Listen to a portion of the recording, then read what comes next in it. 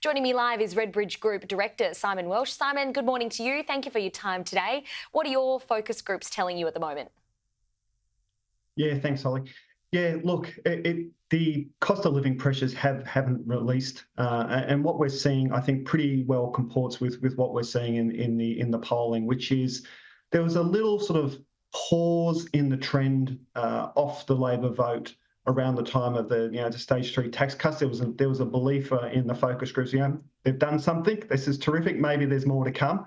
What we're seeing now is the hard reality of a few more months of cost of living grind.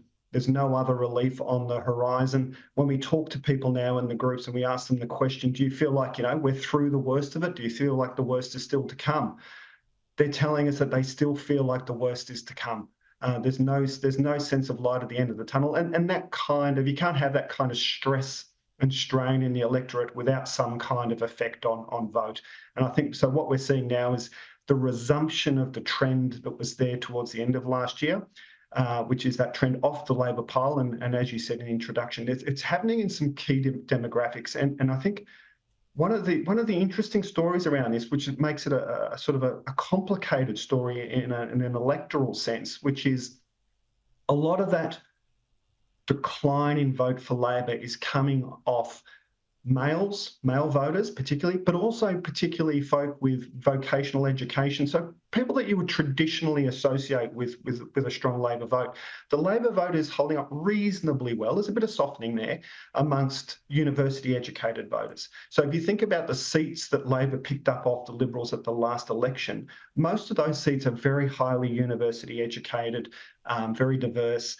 Those seats are looking okay. It's more these sort of outer suburban seats. And again, we know the Liberals have got this outer suburban strategy. The problem for them there is that cohort where the vote is softest no longer really defines those electorates. Those electorates have become incredibly diverse.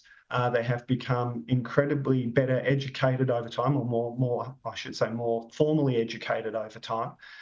So it's not a neat transition from one pile to the other. So I think we're still looking at a political mess, but I think the trend, depending on what we see out of the budget in terms of cost of living relief, if there's no more sort of rabbits to pull out of the hat on that, I think the trend that we're looking at would certainly be concerning Labor. Absolutely. I mean, one of the points you raised there was cost of living pressure impacting millions of Australians at the moment. People I've been speaking with on Sky News are, a lot of business owners, they're doing it tough and they, as you mentioned, don't see any relief in sight. I mean, the only possible relief could come in the form of the upcoming budget. What measures would Australians like to see in that budget? Yeah, I think sort of two things. One is just some kind of relief, even if it is only a temporary package. I think, through last year, we've been talking about, there was sort of a suspicion around Band-Aid and temporary relief and those sorts of things. It's now at the point I think people would take whatever they can get. These people have, and they talk about this to us in the focus groups, they've eaten through their savings, they've eaten through their debt. Like, this is really starting to get hand-to-mouth stuff. So I think any sort of relief, even if it is only temporary, would be appreciated at this time. Then you've got the more systemic issues.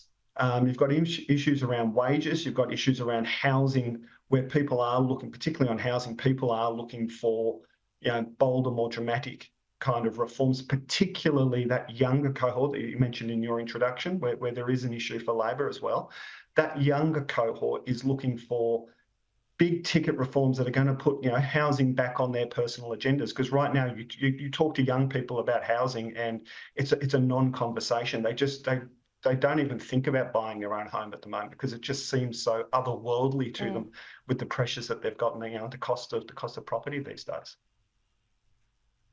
Yeah, and I mean, I feel that if voters don't see some response here from Labor in regards to these kind of pressures that you're speaking about, cost of living or housing or whatever it may be, it may not work in Labor's advantage here. But on the flip side, how is the coalition faring in all of this?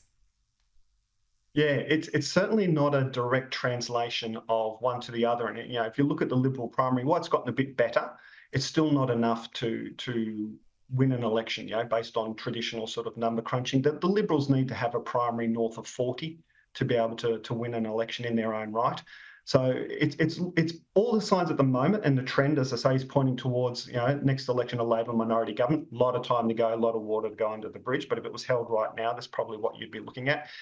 And while they might be pivoting to the suburbs, they're certainly doing some things that do not help them, particularly with that university educated and particularly, but not only, the younger voters. So, talking about things like nuclear energy, talking about things like super for housing, don't help them certainly win back those seats that they lost at the last election. They seem to be betting the house on winning those outer suburban seats. But as we've seen, even in a by-election like Dunkley, as we've seen, it's hard going for the Liberals to win that kind of territory. You're talking about sort of entrenched Labor votes. And so while there is a softness in the Labor vote there, absolutely, it's not necessarily translating directly over to the Libs. Yeah, indeed. Simon Welsh, thank you for your time and analysis today. Really appreciate it. Take care. Thanks, Holly.